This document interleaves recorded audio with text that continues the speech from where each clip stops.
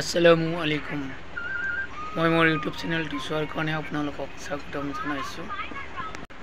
এটা খুবেই দৰকাৰী ভাই কথা ক'বলৈ মই ভিডিঅ'টো কৰিছোঁ, কাৰণ যাতে আপোনালোকে মোক হেইজ্ঞান নকৰি ভিডিঅ'টো চাই আৰু যাতে মই সৰু সুৰা ইউটিউবাৰ বুলি এই ভিডিঅ'টোত আপোনালোকে মন নিদিয়ে, তাৰ কাৰণে মই আপোনালোকক অনুৰোধ জনাইছোঁ যাতে মোৰ ভিডিঅ'টো চাই আৰু মোৰ অনুৰোধ মমি কথাটো ৰাখিবলৈ ইচ্ছা কৰে। সেয়ে মই ভিডিঅ'টোত মই কথাটো কোৱাৰ কাৰণে আহিছোঁ। আৰু আপোনালোকে যিয়ে নহওক, সৰুৱে হওক বা ডাঙৰেই হওক, মোৰ ভাইয়ে হওক বা ভনীয়ে হওক, বাইদেৱে হওক, সকলোৱে এই কথাটো মানিব পৰা যাব যদিহে আপোনালোকে ভাবে যে সঁচা কথা। আমি যাৰ দ্বাৰাই জন্ম গ্ৰহণ কৰিছোঁ, যিয়ে আমাক জন্ম দিছে, সেইজনেই হ'ল আমাৰ মা আৰু দেউতা। মা দেউতা এনেকুৱা এটা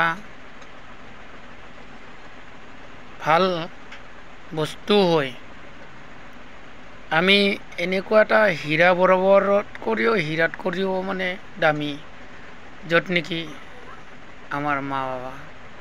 সেই মা বাবাক আমি যাতে ভাই কোনোৱেই বেয়া ব্যৱহাৰ নকৰোঁ। কাৰণ মই কৈছোঁ এইটো আপোনালোকে নাভাবিব যে বৰগোটাই ইউটিউব কৰি ক'ব পৰা হৈছে, বুজাব পৰা হৈছে।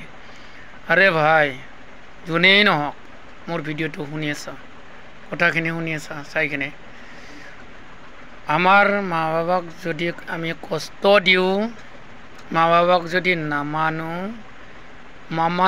মা বাবাই যদি আমাৰ কথাৰ পৰা চকুলো টুকে, আমি সেই জেগাটো পাম যিটো মহাপাপ বুলি কয়।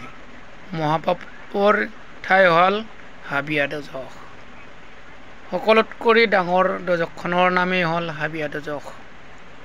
সেয়ে ভাই কৈছোঁ, মা ভনী বাইদেউ পেহা পেহী যিমান আছে অংশী বংশী সকলোকে কৈছোঁ, মই ৰিক্সা চলাওঁ, লাজ কৰি লাভ নাই। কাৰণ মোৰ লাজ নাই বুলি আপোনালোকে ক'ব পাৰে, লাজ নাই কৈছে, ৰিক্সা চলাওঁ। ৰিক্সা চলা এটা মোৰ কৰ্ম। ৰিক্সা চলাই কিনে মই এই ঈশাৰ নামাজ পঢ়ি কিনে মই এই ভিডিঅ'টো কৰিছোঁ। কাৰণ নমাজ পঢ়ি যিহেতু মই উঠিলোঁ, উঠি কিনে মই ভাল এটা কাম কৰোঁ।